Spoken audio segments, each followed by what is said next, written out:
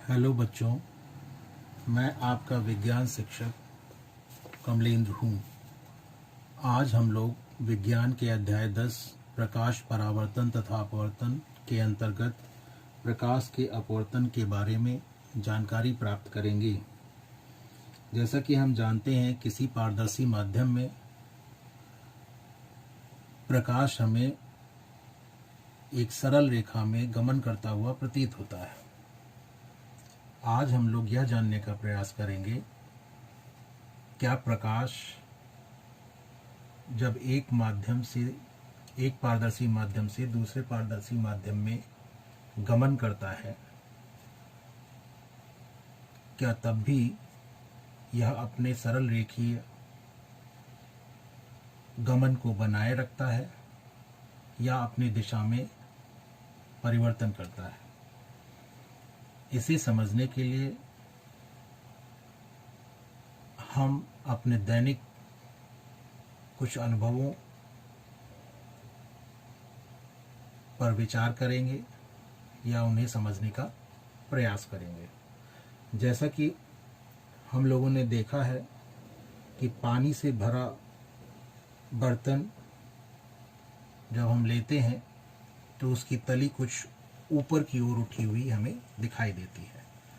ऐसा ही तालाब की तली के साथ भी होता है।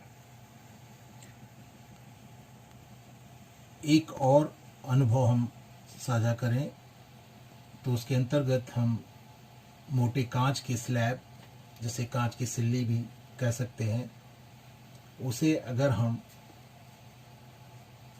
लिखी हुई सामग्री के ऊपर रखते हैं तो लिखी हुई सामग्री हमें कुछ ऊपर उठी हुई दिखाई देती है। इसी प्रकार कांच के बर्तन में रखे पानी में अगर हम कोई पेंसिल आंशिक रूप से डुबोते हैं तो पानी की ऊपरी सतह पर पेंसिल हमें कुछ टेढ़ी दिखती है या प्रतीत होती है। इसे हम करके देखने का प्रयास करेंगे। आपके सामने एक पानी से भरा कांच का ग्लास है। इसमें हम एक पेंसिल को आंशिक रूप से डुबोएंगे और इसे हम जब देखते हैं तो पानी की ऊपरी सतह पर पेंसिल हमें कुछ टेढ़ी दिखाई दे रही है। इसी घटना की हम बात कर रहे थे। इसे हम समझने का प्रयास करेंगे। इसके अतिरिक्त एक और घटना, जिसमें कांच के ग्लास में अगर हम नींबू लेते हैं और उसमें पानी भर देते हैं तो हमें नींबू अपने वास्तविक आकार से बड़ा दिखाई देता है। ये सब घटनाएं हमें कुछ न कुछ समझाने का प्रयास कर रही हैं।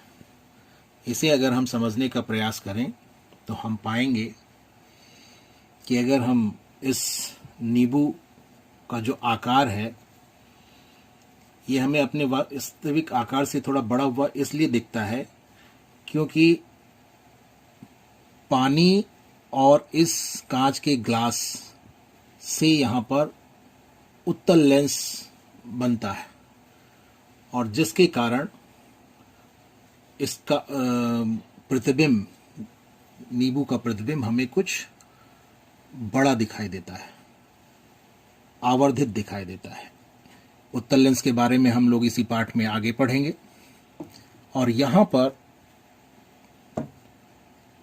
पेंसिल का टेढ़ा दिखना ये इस कारण से होता है कि प्रकाश की किरणें पानी में डूबे हुए पेंसिल के भाग से जब ऊपर की ओर आती हैं तो पानी की और हवा की जो पृथक्करण सतह है वहाँ पर पहुँचकर थोड़ा टेढ़ी हो जाती हैं और टेढ़े प्रकाश की किरणों के टेढ़े होने के कारण डूबे हुए भाग, पेंसिल के डूबे हुए भाग का जो प्रतिबिंब बनता है वो वास्तविक रूप में जहाँ होता है वहाँ न बनकर कुछ ऊपर उठा हुआ बनता है। इसी कारण हमें पेंसिल टेढ़ी दिखाई देती है। अब यदि हम पहली दोनों घटनाओं को समझने का प्रयास करें तो वहाँ पर भी यही है। तली, पानी से भरे बर्तन या तालाब की तली से आने वाला प्रकाश पानी से होकर वायु में या हवा में जब आता है तब अपने मार्ग से थोड़ा विचलित हो जाता है, जिसके कारण तली का प्रतिबिंब हमें उसके वास्तविक स्थान पर बनता हुआ न दिखकर कुछ ऊपर उठा हुआ बनता हुआ दिखता है, जिसके कारण तली हमें उठी हुई दिखती है। इसी